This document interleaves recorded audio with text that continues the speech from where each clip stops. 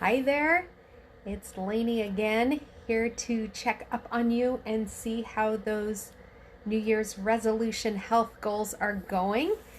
As we talked about last week, something that needs to be thought of more as a lifestyle and not as something that it's just a temporary thing you need to do so then you can go back to your Twinkies and your Ho-Hos, right? So how's that going? Last week in my group, we really focused on breakfast, just taking a chunk and really nailing that one part and getting a healthy habit with breakfast in order to get you going for the day. This week over there, we're talking about the drinks that we drink all day long. Not my Friday night video drinks, but maybe a little bit of that. And seeing how we can improve our health by making sure that we're not just ingesting a meal's worth of calories when we go through the drive-thru at Starbucks, right? So this week, your little mindset challenge is going to be about developing some habits that you really need, a way of thinking, a mindset in order to be able to reach your health goals, okay? It's not going to be a quick fix. It's not going to be just I only need to do this for a little bit, right?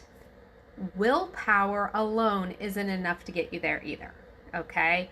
You need to change your mindset to reach your goals. You need to form the new habits so that way you will, because you're not going to find success just by finding that one perfect way of eating, because there isn't that one perfect way of eating. The way I teach, I think, is pretty close, but that alone, just finding that isn't alone to make it work, right? Just getting the perfect gym membership isn't going to make it work. So, what are your 4 habits in order to really rock your health goals? Well, here we go. First of all, decision.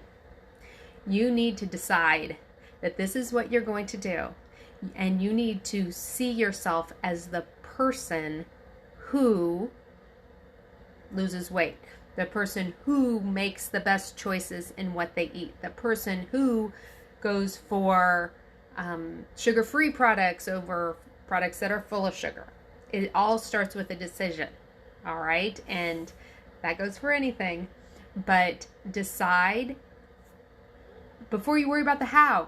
Don't worry about the how, okay? The how will come, all right? I can help you with the how. The how can come. First of all, you need to decide, and that is something that no one else can do for you. You need to do that for yourself. And know that you're worth it, 100% worth it. After you've made that decision, what's the next thing? You need to focus on how you can build momentum. If you think of a train, it's really hard to get a train going. It takes a ton of effort to get that train going. Once the train is going, it's pretty much easy, right? Once the speed is built up.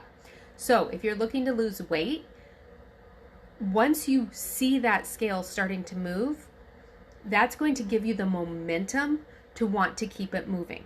Once you see changes because you've been exercising more, that is going to give you momentum in order to want to continue to exercise.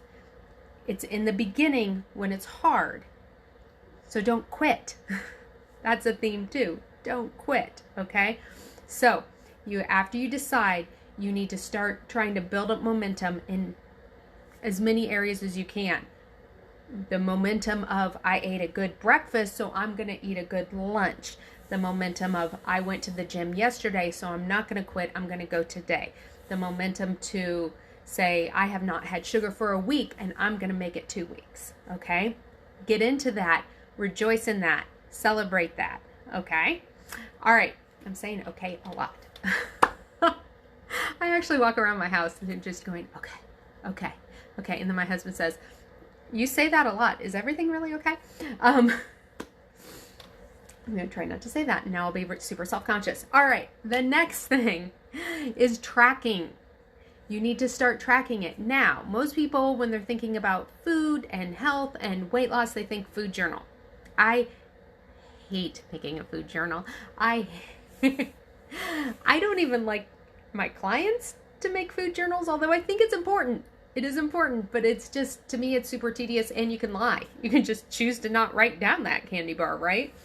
I prefer taking a picture because it's a lot quicker, a lot easier. We have our phones in our hand all the time right now, so just take a picture of everything you eat. And there's apps for that. You got FitnessPal. There's an app called 8 that will help you with that.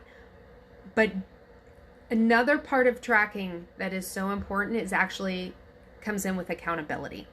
And that's where it's really important to either post all your stuff on your Instagram feed. That's fine. Create a new account and start posting it. And hashtag with, reaching my goals or the particular way of eating. Get a friend and have them and tell them what you're eating every single day and be honest. One word of caution though, I don't recommend that you use your spouse or significant other as your accountability partner, because there can be then bitterness because you don't want your spouse going, are you supposed to be eating that? That gets resentful. So don't make your spouse your accountability partner unless you have the type of relationship that you think you can withstand that. I recommend finding a friend, finding a health coach. Highly recommend health coaches to help ask you, what have you been doing? Are you sticking to your goals? So tracking. First you decide. Second, you get in momentum. Third, you track.